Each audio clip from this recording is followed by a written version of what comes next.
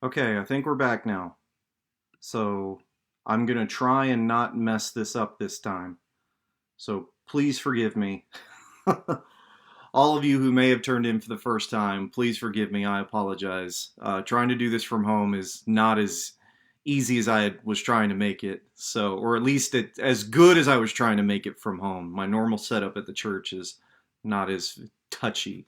Um, but thank you again for joining in with us. I know we're past 6 o'clock now, but if you want to jump on over to this video, I don't think the other one is up anymore. If it's still running, uh, I don't know how to cancel that one, so hopefully that one just ended, and you guys can make your way over to this one.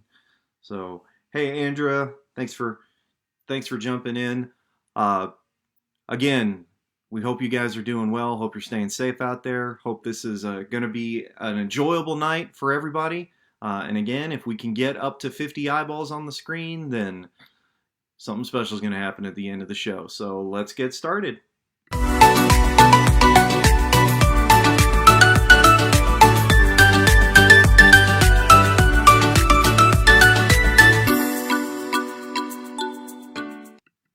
And welcome everybody to CBC Live this Thursday night on February the 18th. Hope you have her. Yeah, that's how we do it when we're filming from home and not from the church studio that I have set up. But thank you guys for joining in. Hope you're having a wonderful day. Hope you've been staying safe, staying warm, staying hydrated. We want you guys to know that we are here for you. Even if we can't get out to where you are, we still want you to know that we are available for you. We're here to pray with you in any way that we can. Please jump on, send us an email, send us a text via Facebook, download the Remind app, and you can join our prayer group that's on there. We want you to know that we're here to pray with you. If you have any needs or anything that's going on, we want to do what we can to help you out. We want to do what we can for our community. So please don't hesitate to let us know how we can be helping you guys. It's been a busy week. Here at the Collins house, trying to stay up to date with everything that's been going on. I'm sure most of you have family or friends who have gone without water or power for at least a day or two. I know personally members of my family, their house water and power got shut down, so they had to go stay with other family. We invited them to come to us, but when you live an hour away, driving an hour on icy roads is probably not a good idea.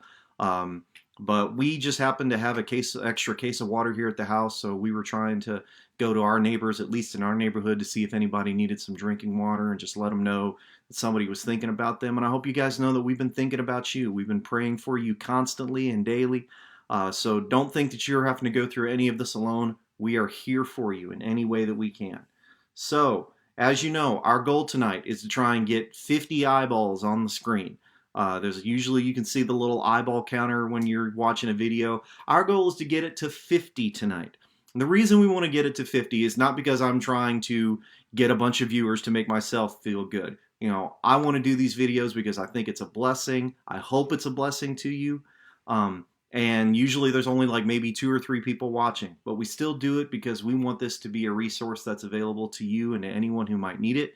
But we figured, hey, people are stuck inside and they don't want to go outside. So if we can get 50 people watch, if we can get that counter up to 50 tonight, I've got my shorts on.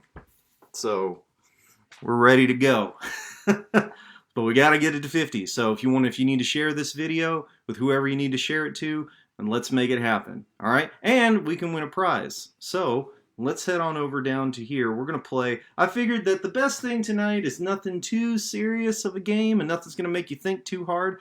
But I thought, let's look up some random trivia that you may or may not know. So I've got 10 questions. 10 questions that are going to be multiple choice. And all you got to do in the comment below is either leave the letter A, the letter B, letter C, or letter D for what you think the answer to the question is. Okay, so we'll put the question up on the screen, and right there. Okay, and then it's multiple choice. So all you got to do is in the comments leave if you think the correct answer is A, B, C, or D. Okay, and then if you get it right, you're going to get a point, and we'll see who has the most points at the end of the round. And the winner's going to get a $5 gift card to Sonic, because Sonic is awesome and they let me buy their gift cards from them. They're really good to use on Tuesdays, especially when you get the half-price burgers. So go take that $5 gift card, get yourself a burger and a drink. All right? So here's our first question. Now, these are all random knowledge questions. So maybe you know these, maybe you don't. I just found a list of random facts on the internet because I figure, hey, let's get random tonight. So here we go. Here's question number 1. What did a scientist in Germany use to make a diamond? There was a scientist in Germany. He was able to make diamonds. What did he use? And I'm going to pull up, I have the fun facts here, so I'll read off some of the things that I found. So if you think it was a volcanic rock, give me an A in the comments. If you think it was nuclear fusion, give me a B in the comments. If you think it was comet fragments, give me a C in the comments. Or if you think it was peanut butter, give a D in the comments. So whichever one you think it is, if you think it's A, B, C, or D, that's what you need to give me in the comments. And I'll give you a few more seconds while I make sure I have the list so I can kind of read off some of these. This was a list of useless facts.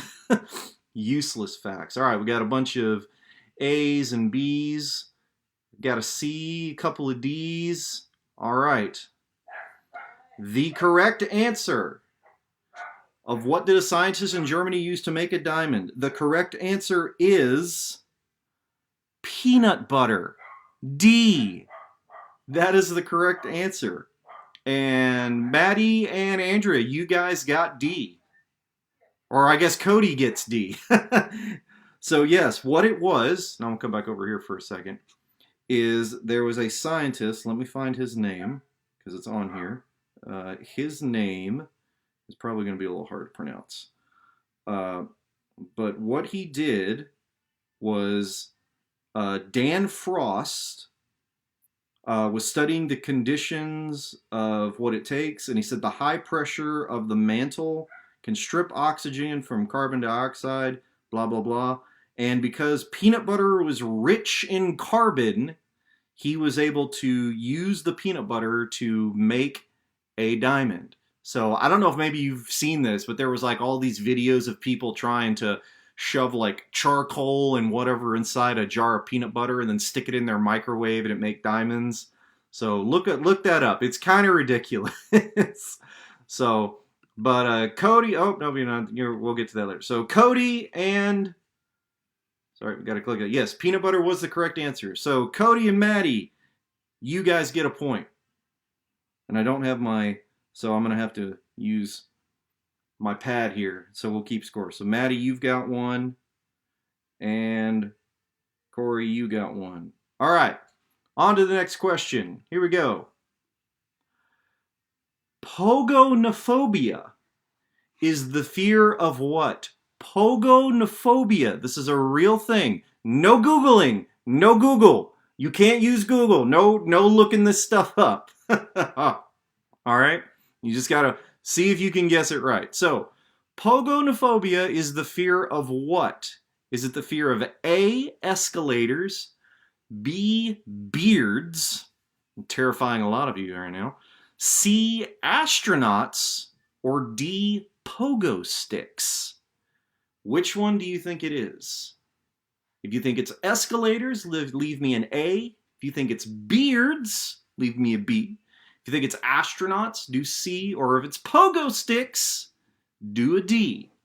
What is pogonophobia? I don't even know if I'm actually technically... Pogonophobia just sounds right. Or maybe it's paganophobia. Maybe it's paganophobia. I don't know. But there's no A. So I'm going to go with pogonophobia is going to be my pronunciation. All right. We've got a couple of A's. We got some of y'all say escalators. Somebody says beards. Somebody says pogo sticks. I'll give you a few more seconds to answer. If anybody wants to jump in, tell me what they think the correct answer is.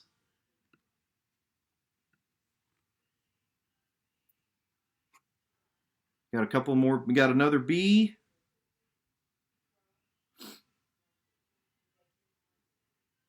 All right. Final, again, one more A. All right. The correct answer for pogonophobia. Some you can look. If you can tell me the correct way to pronounce it, I'll give you a bonus point. Pogonophobia is beards. It's the fear the beard. Fear the beard. It is beards. Apparently, there was a 2018 study published that suggests that beards contain significantly higher amounts of bacteria than dogs do. So there's more nastiness apparently in here than there is on my dog that rolls on everything it sees in the yard. So apparently there's more bad stuff here, whatever that means. So it is beards. Who gave us a...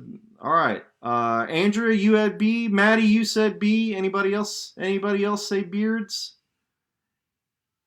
Cody said... no, Cody said escalator. All right. So that means, Maddie, you're up to 2. And now Andrea's got 1. All right. So that is where we are. This is why we have TikTok. All right, here we go. Next question. Oh, maybe not. All right. On average, how many dimples are on a golf ball? How many dimples are on a golf ball? If you've seen the golf ball, it's not just flat, it's not just round, it's got the little indents on it. How many dimples on average are on a golf ball? Is it A, 127, B, 336, C, 521, or D, 456? 127, 336, 521, or 456? Leave your answers in the comments. If you think it's A, B, C, or D. Shelly says it's B. Andrea, you say it's D. I'm going to find it here on my thing. And so I can give you the... All right. Cody says C. Lisa says B. Cookie says C. Got a lot of C's and B's. C's and B's. Nobody has A's? Nobody got A's? Who got A's? You all got A's, right?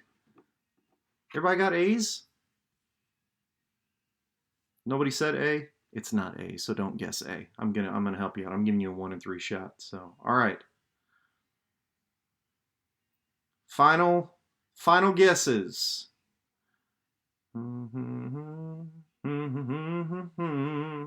That's right, Cookie. Better late than never. We're glad you're here. All right. The correct answer for the average number of dimples on a golf ball is B, 336. According to the Department of Physics at the University of Illinois golf balls are usually covered with dimples in a highly symmetrical way, which is important, or the ball will wobble. And so apparently that is the, I guess, ideal number. But there can be anywhere between 300 and 500 dimples on a golf ball. But typically the average is 336. So we had a bunch of people get that one right. Let's see. Shell, you got it. So she's got 1. Maddie, you got it. Maddie, 3 for 3 already. Good grief. She's going to run away with this thing. Who else said B? Lisa, you said B. Lisa, we're glad you're here. If I haven't said hi to you, I'm very glad that you're here. We're up to 9 people right now. We only need 41 more for me to go take a dive outside in the snow. So if you want to see that happen, you need to share this with your friends so they can all jump on. Don't forget to let them know they can win a prize too. Misty, you got it? Who else got it? And Shelly got it. All right. Man, I'm going to run I need an official scorekeeper here. So, anybody want to be an official scorekeeper? All right, here we go.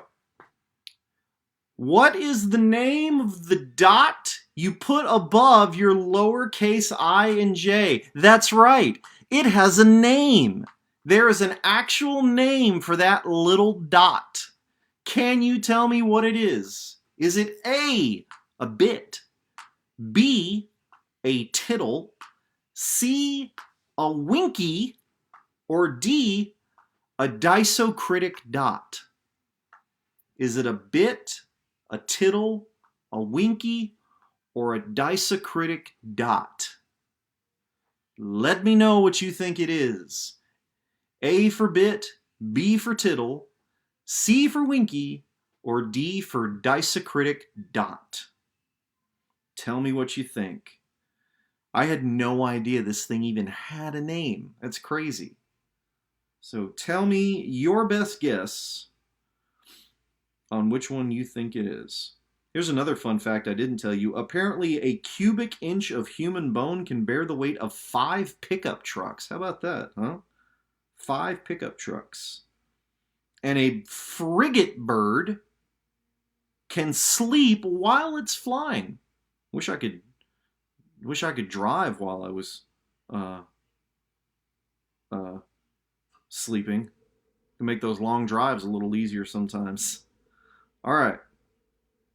Few more seconds. See what you got. A couple you said B, a couple said D. We got an A, another B.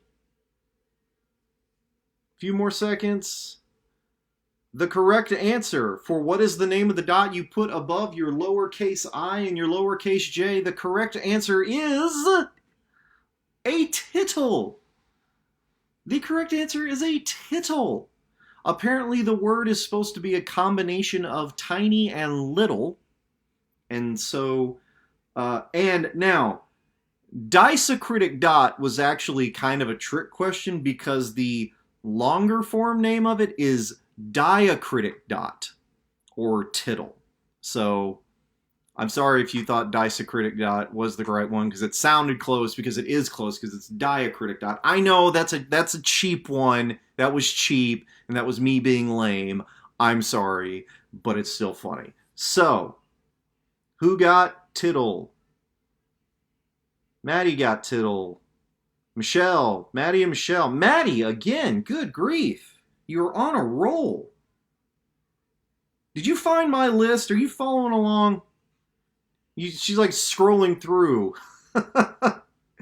No, I'm kidding, Maddie. I'm kidding. All right, so Michelle's got another one.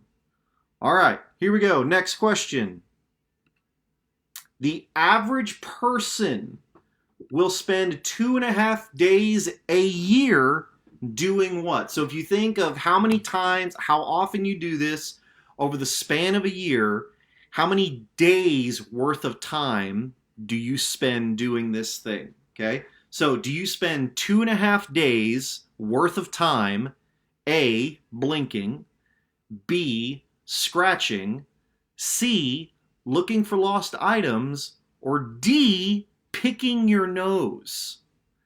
Which one? For me, it's probably more like 14 days on the picking my nose one for me, but that's just, no, I'm kidding. It's more like 15 days. So, all right. So if you think you spend 2.5 days worth of time blinking, give me an A. If you think it's scratching, do B. If it's looking for lost items, C. Or if it's picking your nose, give me a D. Tell me which one you think out of these you would spend 2.5 days. Michelle. No vomiting. You lose points if you vomit on my show. So none of that. All right. Just FYI, we're still hovering at 9 viewers. We're still hovering at 9 eyeballs. We got to get up to 50. All right. But that's seeming like that's going to be a bit of a challenge. So I'll tell you what, if we can just get it up to 20, let's get it up to half. Let's go for half. Okay, let's get that eyeball up to 25. All right? Let's get it up to 25. So everybody go text somebody real quick that you know. Tell them they need to come watch this with us so they can win a prize, or if not, they can watch something really funny at the end happen. But let's get it up to 25, okay? We're almost halfway there right now. So let's get it up to 25. If we can do that, we'll make it happen. All right. So everybody's answers are in. We've got a whole bunch of C's. We've got an A, and a B. The correct answer is Looking for lost items. Me, I know it's way more than 2.5 days because I don't know if there's been a Sunday where I haven't tried to get in the car to go to church and I'm like, where are my keys? And I have to spend the next 10, 20 minutes looking for my keys because I can't find them again. So 2.5 days looking for lost stuff. All right. Wait, where do you get 18? I see 8. Where do you see 18? Who said it's 18 eyeballs? Oh, are you? Oh, okay. I get it. I get it. I get it. I'm gonna like that. I'm gonna give you a like on that one. Everybody give Michelle a like. She's being funny. She's being funny. All right. So, well then fine. We need to get 50 eyeballs. We need 50 eyeballs. The eyeball number hasn't changed. All right. But we need 25 Facebook eye symbols. We need the eye symbol to get up to 25. But that means 50 eyeballs. So there we go. Okay. Who got it? Let's see. Maddie, were you the only? Misty guessed C, right? Misty and Maddie guess C. All right. So Misty's got another point. Maddie is up to 5. Good golly, Maddie. All right. Here we go. An octopus has 8 legs or 8 tentacles, whatever you want to say, and 3 what? It has 8 legs and 3 what? Is it 3 hearts, 3 eyes, 3 lungs, or 3 mouths? What do you think? If you think it's 3 hearts, do A. If you think it's 3 eyes, do B. 3 lungs, do C. Or 3 mouths, do a D. Which one do you think it is? And while we're doing that, I will tell you that the world's darkest shade of black apparently is trademarked. So apparently you can't have that if you want it. If you plug your nose, you can't tell the difference between an apple, a potato, and an onion. Okay. Punctuation wasn't always a part of our written language. And the real name of the Monopoly mascot, Uncle Pennybags, is Milburn. His name is Milburn. So there you go. There's some facts for you to know about that. Oh, and apparently it's illegal to hunt camels in the state of Arizona. And I'm like, well, why would that not? Because I figured they're all in. But apparently camels, back in the 1800s, were brought to the States by the U.S. Army, and they were kept in Arizona. So apparently they had to make a thing that said, hey, no hunting camels. So there you go. People, we love our hunting. But don't hunt camels if you go to Arizona. It's not going to go well for you. All right, final answers. Because the correct answer is 3 hearts. An octopus has 3 hearts.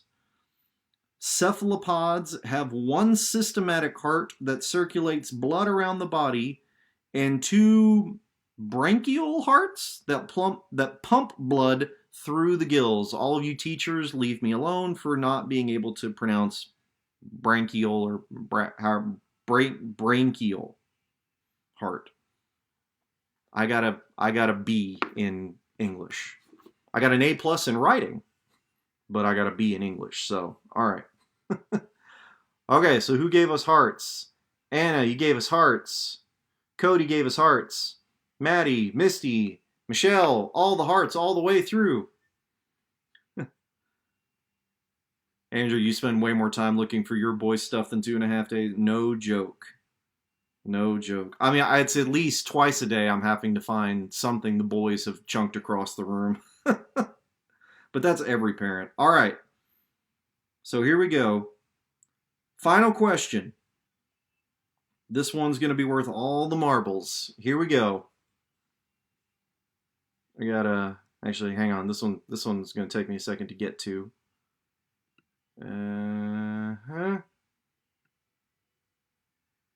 Oh, hang on. I gotta fix the thing so I can actually do it. And, oh, come on. Come on. No, do the thing. Do the thing. There we go. Okay. Final question is right here. What is the largest dollar bill amount that was ever circulated? The largest dollar bill amount that was ever circulated here in the US. Was it a $500 bill, a $1,000 bill, a $5,000 bill, or a $10,000 bill? What was the largest dollar bill that was ever circulated in the US? Now, there was a $100,000 bill that was produced, but it wasn't made for the public. It wasn't circulated for the public. That was apparently supposed to only be used for the transferring of funds between like federal banks. And they were given this 100,000. So it's like if you were caught with a $100,000 bill, you clearly stole it because they were not made available for the public. But which of these was the largest circulated bill in existence for the US? 500, 1,000, 5,000, or 10,000? Michelle says C. Cookie says B. Cody, Misty, Shelley, you all say D. 10 grand. Ooh. Can't imagine that any of these have been around for a while. Oh. We peaked at 12 for a second there. Let me know. Final answers. All right. The correct answer for the bill with the highest value ever that was actually in circulation, as soon as I pull it up on my screen so I can give you the correct reasoning for it, is $10,000. How many of you want a $10,000 bill right now? A real one. I want a $10,000 bill. So the face on the $10,000 bill was President it wasn't Abraham Lincoln. It actually wasn't him, but it was his Secretary of State, if I remember correctly. I'm trying to find it. His name was Salmon P. Chase. He was the Secretary of the Treasury from 1861 to 1864. The bill was first printed in 1945 and was discontinued because on July 14 of 1969, that's when the Federal Reserve announced that all the larger bills would be discontinued. So the only bill that would be allowed, the largest one for now on, has been the $100 bill. But that was the largest one that was ever circulated. So there's our trivia. Well done, everybody who got it right. And big shout out to Maddie, who is our big winner tonight. Maddie, you're going home with a $5 gift card to Sonic. We'll be sure to get it to you on Sunday, or if you are here on Wednesday, we'll get it to you then. But thank you guys, all of you, so much for joining in with us and playing with us. I hope that was fun. I do just want to share one quick little thing with you. I know we ran a little late, but I would just like to share this with you. Who cheated? Why did he cheat? He still didn't win, but we don't call people cheaters. So there's no cheaters here. But if you cheated, then shame on you. I'm sure a lot of you guys have all been struggling with what's been going on over this week. I know it's been a real drag, to just be completely honest. It has not been a pleasant week for a lot of people dealing with the power outages. I know a buddy of mine, a real good friend, we've been friends for over 20 years. His apartment, the pipes above him, they're on the bottom floor, the pipes above him burst and completely flooded his apartment. But thankfully, he happened to be there when it happened, so he was able to get stuff moved out of the way. Their couch was destroyed. Their apartment is completely flooded now, but thankfully he was able to get most of their belongings into a safe spot before anything major could happen. But it's still rough that he has nowhere to live right now. He's been staying with him and his wife have been staying with friends, and I know that God's going to provide. I know that God's going to take care of him. I know that God is here for us and he's going to take care of us, but it doesn't lessen how much it stinks when these things happen. And the reason I want to talk about this is because the thing that I've seen quite a bit on social media over the past few days, and I know some of you have as well, we all want to find somebody to blame when something bad happens. When we're facing a trial that didn't involve us, we didn't do anything wrong. We didn't make any mistakes. We did everything we were told to do. We did everything that we are responsible to do. And yet these bad things have still happened to everyone. And we want to find somebody to blame. And I know that's the case because I was the same way. If you recall last year, Julia got pregnant and we lost the baby.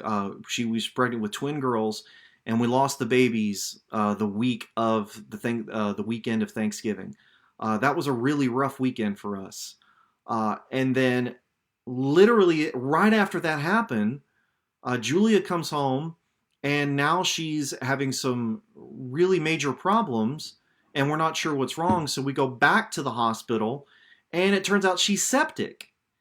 And you'd think this is something they would have been able to keep from happening, but apparently all the time she spent in the hospital when dealing with the girls was something that led to her becoming septic. And so now they're pumping her full of different antibiotics just to try and get rid of this, and nothing is working. And she was in the hospital she's already dealt with losing our girls. Now she's back in the hospital for over a week again for them to fix something else that wasn't her fault. And I was mad at the hospital. I was mad at the doctors. I was mad at God. This is clearly somebody's fault because it's not Julia's. Julia did everything that the doctors told her to do. And yet now you're telling me that her immune system is basically shot because of all the antibiotics you've pumped her full of. And, that's the main reason. Even when all this got through, she stayed home because we just wanted to make sure that her immune system was built back up. I mean, it's bad enough with COVID going around, and now her immune system was as compromised as it was. So I needed someone to blame to make it seem right. And we feel better when we can place the blame on somebody else. But that's not what God has called us to do. God's not looking for us to find excuses when we're going through a difficult time, because we just live in a world where we're going to face difficult times. But this is what Paul tells us in the book of Romans. He says this in Romans chapter 5. It says, "Therefore, being justified by faith, we have peace with God through our Lord Jesus Christ, by whom also we have access by faith into this grace wherein we stand, and rejoice in hope of the glory of God. And not only so, but we glory in tribulations also, knowing that tribulation worketh patience, and patience experience, and experience hope. And hope maketh not ashamed, because the love of God is shed abroad in our hearts by the Holy Ghost, which is given unto us." See, we're going to be faced with trials all of our lives. And I don't want to, every time that something bad comes my way, I don't want to just look for someone that I could say, well, it's your fault that this happened, or this wouldn't have happened if this had been done, or if we had been able to provide this for people. And yes, people could make better decisions. We could have done things in a better way. And yes, I absolutely believe that we could have been better prepared for this storm. But this was a once-in-a-lifetime storm. And I know it's so easy for us to want to blame city officials or government officials or power companies. And There's plenty of blame to go around. But what I'm saying, we as believers in Christ need to realize that these moments that take place are exactly that. They're moments. They're a blip in time compared to the big picture of our lives. And I'm not minimizing what anyone is going through in the moment. Please hear my heart. My heart is not to condemn anyone. My heart is to give you hope, to let you know that just like every other storm that you're going to face in your life, that this storm too is going to pass. You see, when the disciples were in the boat and the major storm came out, and they're freaking out and they're pulling at the sails and they're doing everything that they physically can to keep this ship afloat, but they're still freaking out. There's nothing else that they can do. Okay, these are fishermen. They know how to handle rough waters. And yet here they are. They've tied everything down. They've prepared themselves, and yet this storm is still about to overturn this boat. They've done everything that they can, and now they're crying out to Jesus, who's asleep through all this, saying, Jesus, we need you. How can you sleep through this? And Jesus doesn't come out and grab a rope. Jesus doesn't come out and start battening down the hatches. He looks at the storm and says, peace, be still. And what I want to encourage you guys tonight is that when you are in these storms, sometimes we're the ones who need to hear peace, be still. Because God's going to work us through this. We can rejoice when we face these tribulations. Not the fact of the tribulation itself, but we can rejoice in knowing that God is still in control. And that we can look at this time. I can look back now and see what a blessing it was. Not a blessing for Julie into the hospital, but I'm thankful for what took place because she's healed. That was a storm that we faced. It was a major storm that we faced, losing our girls and then her being in the hospital for as long as she was. But it passed. And I know that the struggles that everyone is facing this week are hard and they've been devastating for a lot of us. People have lost their lives. But this storm too will pass. And so I'm asking you that instead of looking for somebody to blame, that you look to the blameless one, that you let him be your guide. Let him be your peace. Be still and know that he is God in the storm. Let me pray for you. God, I thank you so much for everyone who's joined us tonight. We thank you for your goodness and your grace. We thank you that through all the pain and suffering that has gone on this week, I thank you that you are still God. You are still Lord. Regardless of what people would say and what people would do to try and make heads or tails of the things that happen in our lives. And I thank you that we can continue to put our focus on you, that you are our provider, you are our strength, you're our comforter, you're our peace. And so I just ask everyone that's watching this tonight live, that everyone that comes back to watch this later, that God, I just ask that you would just help them to take a moment to have peace, to be still, and to remember that you are God, that you love us with all of your heart, that you care for us deeply. And I thank you that you've given us a purpose and a plan for our lives, and that this storm that we've faced over this week, that as it begins to pass and roll off, as the temperatures begin to come back up, I thank you that this storm will pass and new life will come through.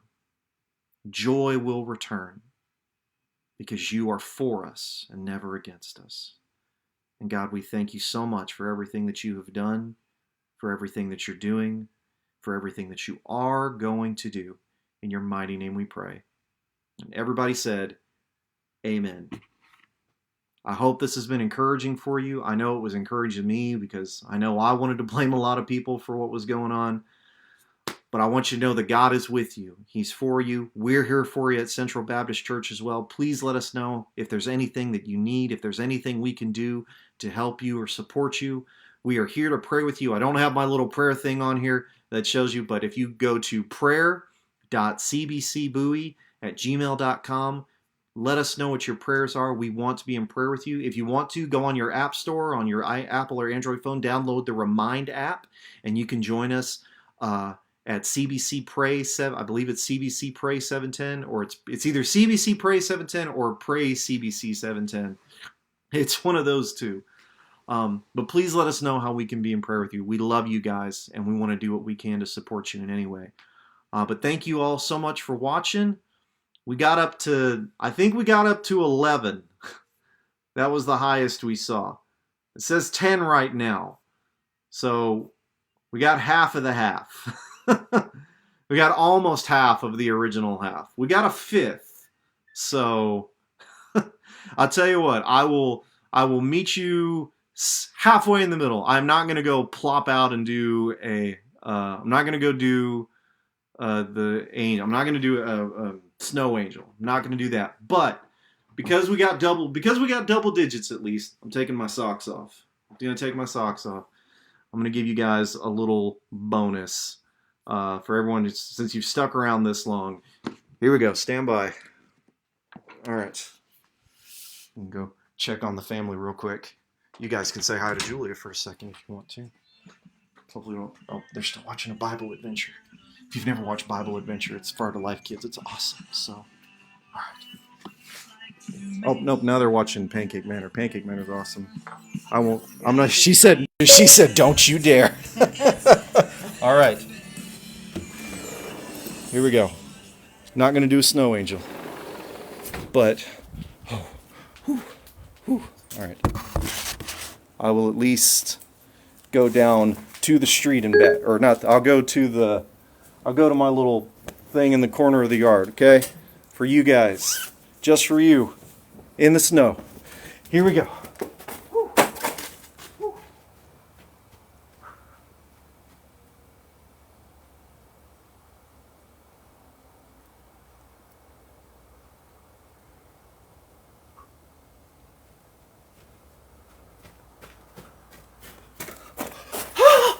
That's cold! My feet are cold!